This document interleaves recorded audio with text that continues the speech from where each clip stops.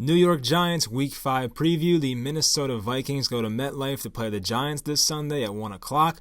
Both teams are 2-2. Last week, the Minnesota Vikings lost at Chicago against the Bears. They lost 16-6, I believe. Giants beat the Redskins pretty easily, 24-3. So both teams are in different spots right now, although their overall records are the same. So let's diagnose this game. First, we'll jump into the injury report. So this injury report consists of guys that did not practice on Thursday. For the Giants, it's Saquon Barkley, who was doing stuff off to the side. There were some videos of him making cuts and sprinting, so he looked good doing that, but I don't know if he's in, game-ready shape yet or how bad the ankle injury is, but it's looking better than the 4 to 8 week time span we were given. It's been under 2 weeks so far, and he's already looking like he's coming back next week, so maybe he makes an appearance on Thursday, or on week 6 on Thursday against the Patriots. I don't expect him to play this week, but you never know. He's a very fast healer, obviously, so we'll see what happens. Alec Ogletree, the linebacker, starting inside linebacker for us, missed last week, had a hamstring injury in week 3. Looks like he's not going to play in this one. He missed practice on Thursday as well. Of course, Ryan Conley's out for the season, another inside linebacker, so the Giants are missing some guys at that position.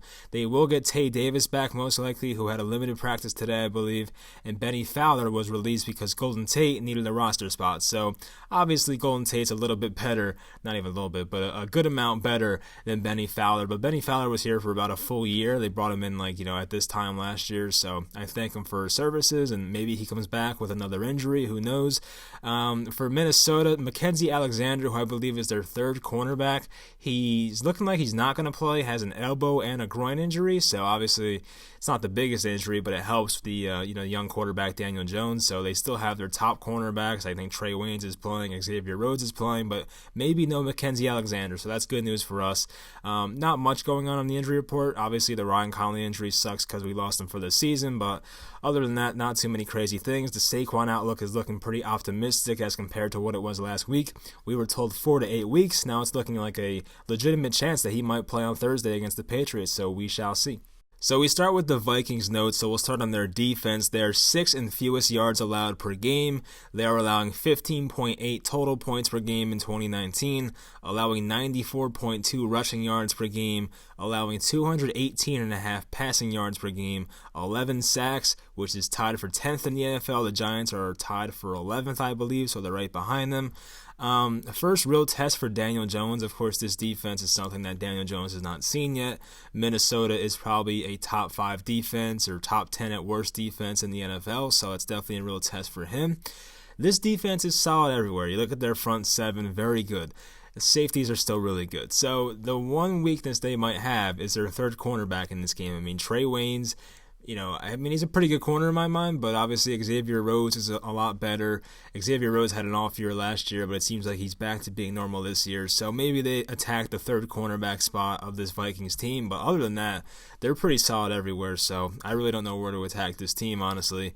On to their offense, they're 24th in total yards per game at 324.2, 31st in passing yards, which just beats out the Jets, 169 per game, 3rd in rushing yards per game, so that's the big thing. They're 3rd in rushing, 31st in passing, so obviously you know what this team wants to do. They want to run the ball down your throat. That's what they want to do. They have 155.2 rushing yards per game with their running backs Dalvin Cook, Alexander Mattison. They both had a really nice year so far, or having a nice year so far. Kirk Cousins' stats on the year, 735 yards, only 3 touchdowns and 2 interceptions. As I said, they like to run the ball a lot, so you have to watch out for that. Squeaky wheel gets the grease. So I talked about this in my game-by-game prediction video last night, but obviously Adam Thielen came out and had some comments after the Chicago game and said, we need to convert passes down the field. Stephon Diggs, there's been a lot of controversy about him wanting to be traded, all that kind of stuff. Even Coach Zimmer is calling out Kirk Cousins. So look, obviously these receivers are going to get fed in this game. We might not see as many runs as we usually do. I think this is a get-right game for Adam Thielen and Stephon Diggs. Of course, we're not positive if Diggs is going to play in this game, but I think he will. It's very hard for me to imagine him not playing in this game, but who knows? I mean, he could get traded for all we know by the time this game actually happens. So, but I think that these guys will have an opportunity to have a big game. I think they'll get a lot of targets in this one.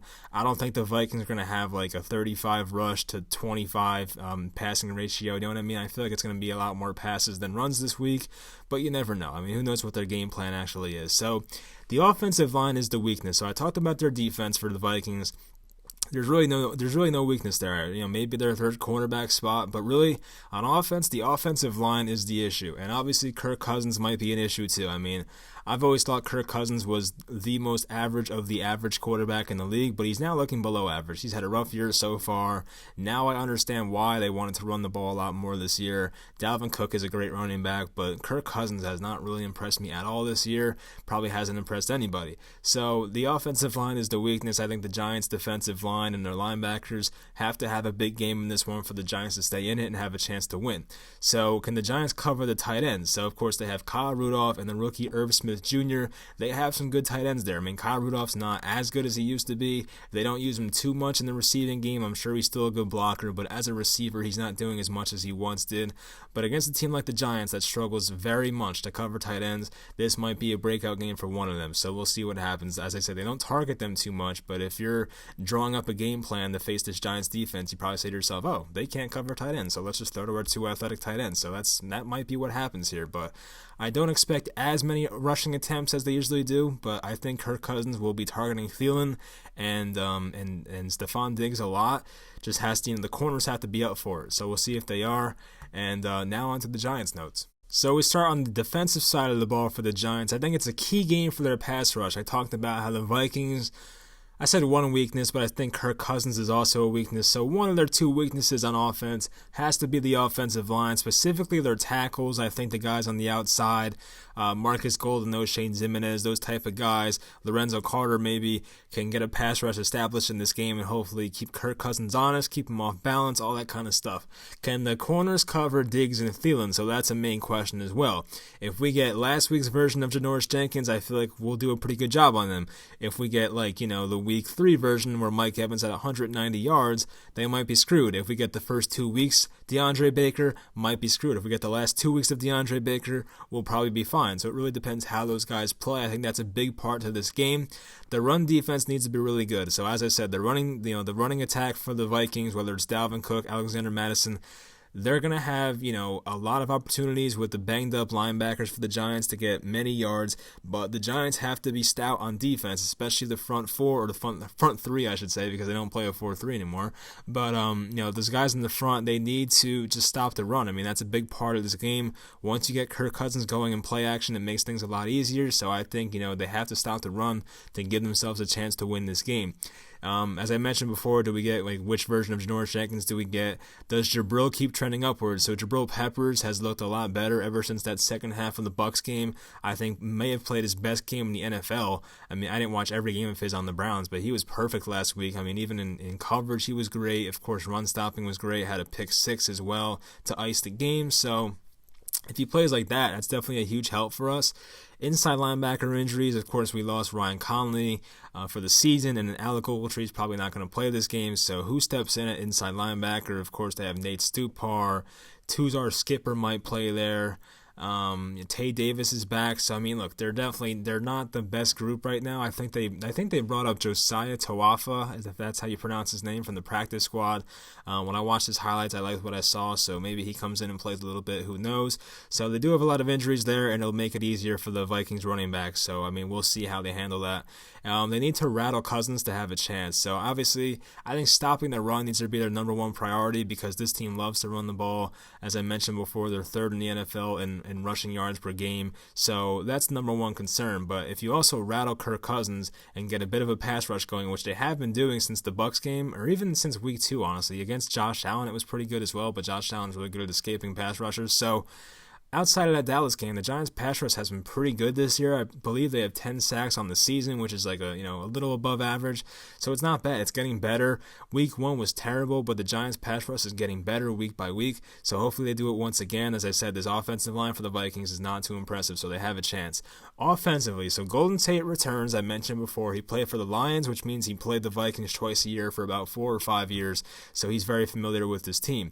Who is the wide receiver 3? So is it Darius Slayton? Is it Cody Latimer? Is it Cody Core? I don't know. I mean, they released, I think TJ Jones. No, TJ Jones, I forget if he's released, honestly. I should probably know that. But I know Benny Fowler's gone, so he's gone. But who steps up as the third wide receiver on this team? I kind of hope they give Slayton a shot, but I expect the Giants to give Cody Latimer the first look. I mean, Honestly, what's probably going to happen, and this is bad to say, is that Cody Latimer is going to have that job, and then eventually he'll probably just get hurt, because that's what happens every year with the guy. I'm not trying to wish any injury on him, but that's just the reality of the situation.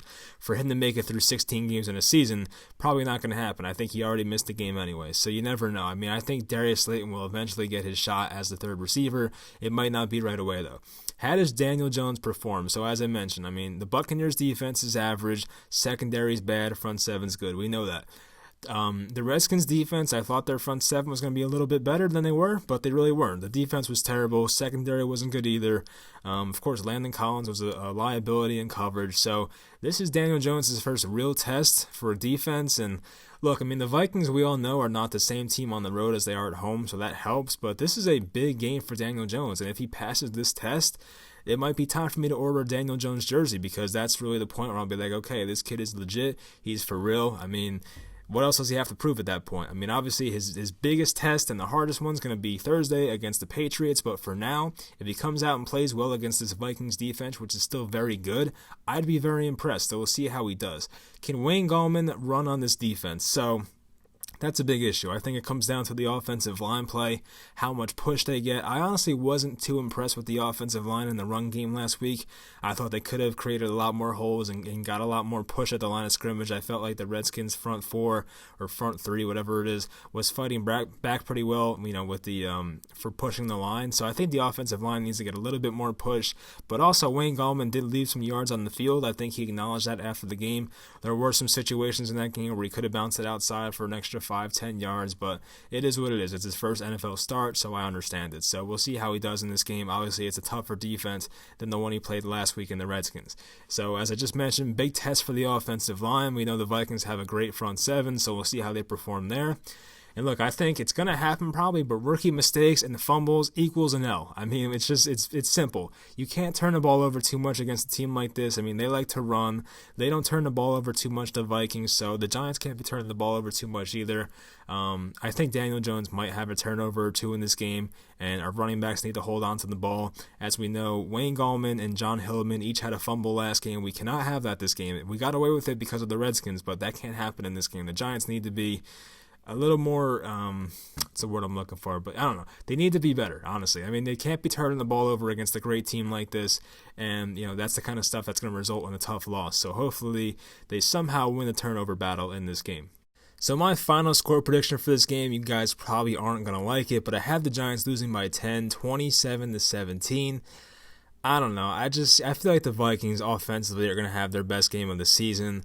I know they're not at home where they play much better, but still, I mean, this Giants secondary, I'm still not completely sold on it, even though it's playing better. I think the Giants will be able to create some pressure in this game, but I do think Adam Thielen and Stephon Diggs are going to have nice games in this one, and I think Dalvin Cook might have a great game as well, because as I said, the linebackers are injured. It's going to be tough for them to just, win that battle at the line of scrimmage. I feel like they're going to have a nice game running the ball. I think they'll control the tempo of this game. I do think maybe, somebody fumbles on this team, whether it's Gallman, Daniel Jones, or maybe Hillman again. I don't know. I feel like the Giants are probably going to have more turnovers in this game, which definitely hurts. So, look, I mean, I think the Giants could win this game. I wrote it down. I think there's a chance. I'm not saying it's not like next week's game in Foxborough where I think the Giants have little to no chance of winning that game. I think there's a chance they win this game. I would not be stunned if they won this game, but if I had to give an honest opinion about it, I don't think the Giants really, I think they'll lose by 10 or something like that. I mean, maybe the Giants lose by 4 or something. I don't know, but it'd be hard to see them winning this game. I just don't see it happening. I don't think it's the most likely outcome in my mind. So Minnesota is 0-2 on the road, and last year on the road they were 3-4-1. So as I said, in Minnesota, this team for some reason is just ridiculously better than they are on the road. So I do think the Giants have a chance, but in my honest opinion, the Vikings are a better team up and down. We should know that by now. I mean, I don't know where the Giants are specifically better than the Vikings. I mean, definitely not anywhere on defense. You can say Saquon when he's healthy. I mean, you can argue quarterback. I mean, even the graphic I have up here, who would you rather have the rest of the season? That looks like a Good Morning Football graphic. Honestly, they might be better at quarterback. I mean, that's rough to say for Kirk Cousins and the type of money he makes, but You could say tight end as well. I mean, I believe, I like Irv Smith Jr. and Kyle Rudolph, but obviously Evan Engram is probably the better tight end right now. So outside of those positions, I mean, offensive line, yes. All right, so there's 3 spots right there the Giants are better. So, yeah, I mean, they're not completely overmatched in this game, but I think the Vikings defense is in a different league than the Giants right now. So if they improve and look even better, the Giants could win this game. I'm just not counting on it. So obviously I hope I'm wrong, but we will see what happens. So now let's get into the some questions you guys asked. Alright, so I didn't make any graphics for these questions like I usually do. It's 1 a.m. I'm tired. I really didn't get to it, honestly. So I'm just going to read off the questions and probably going to answer all of them, but pretty quickly. I didn't obviously put any thought into it. So the first one, can the Giants stop the run game and get inside pressure on Cousins? So I do think so. I mean, obviously the offensive line, as I said, is the weakness of this team. Giants pass rushers have looked very good. Dexter Lawrence on the interior has looked better game by game. So yes, I do think there is a shot of that happening. Next question, what do you think the Giants' D will have to do to stay in the game on Sunday despite having to worry about Thielen, Diggs, and Cook? It is tough. I mean, as I said, I think the corners, both DeAndre Baker and Janoris Jenkins, even Grant Haley, who I forgot to mention, all need to play well. That's going to be the big thing. I mean, I don't know if they can. I think to stop Dalvin Cook's going to be the real test because obviously they don't have their linebackers at full strength. If we still had Ryan Conley, I'd feel a lot more confident about it. Even Alec Ogletree, for how much I think he's overpaid and stuff like that, I think he would have helped as well to stop the run. But the Giants are going to have some young, inexperienced inside linebackers this week, so that's definitely a concern for me. Which positions do the Giants have better? Okay, I already went over that question. I'm sorry. Last question. Are you scared of Anthony Barr the most in terms of their defense? Yeah, he's a good player. I think the one thing I'm scared of the most, honestly, is the matchup with Danielle Hunter and Nate Solder. That's the one thing that concerns me a lot. I mean, Mike Remmers has been fine. I think he'll handle Everson Griffin okay. But Danielle Hunter and Nate Solder is going to be an issue probably. I mean, Nate Solder had a very rough Week 3 against Shaq Barrett. In Week 4, I forget who he was going up against, but he had some moments in Week 4 last week where he didn't look that great either. If Nate Solder's not playing well in this game and Hunter's constantly in the backfield and hitting Jones from his backside, it's going to be an issue. So, I mean, he needs to play like the way he's paid. He needs to show up in this game. Obviously, Harrison Smith, their safety, he concerns me as well. I mean, he'll definitely at some points probably try to force Daniel Jones into making a mistake and intercepting a pass, so you never know. But I think that Hunter against Solder matchup is the one I'm watching out for. So that'll do it for this video. I think I answered every question. There are some duplicates, and honestly, I went over most of the stuff anyway. So I guess if you're gonna ask questions in the future, try to go like outside of the box because most likely I'm gonna cover it in the video anyway. So as I said before, if the Giants win this game, I am going to order a Daniel Jones jersey. I will wear it on next week's video for the preview with the Patriots. Actually, no, because that's a Thursday game. I don't know if it'll be here in time. I'll wear it for the next week with the Cardinals game. So hopefully they win this game. Hopefully I get myself a Jones jersey. I'm sure I will eventually, but this will just, do it sooner than I expected it to happen. And that's about it. Hopefully they win this game, go over 500 for the first time since, I guess, 2016. That would be awesome. Hopefully I'm wrong about this. I mean, I do have them losing this game, but I could be wrong. Never know. I mean, I did have them losing that Bucs game too, so who knows. Yeah, that'll do it. Thanks for watching, guys, and I will talk to you after the game on Sunday.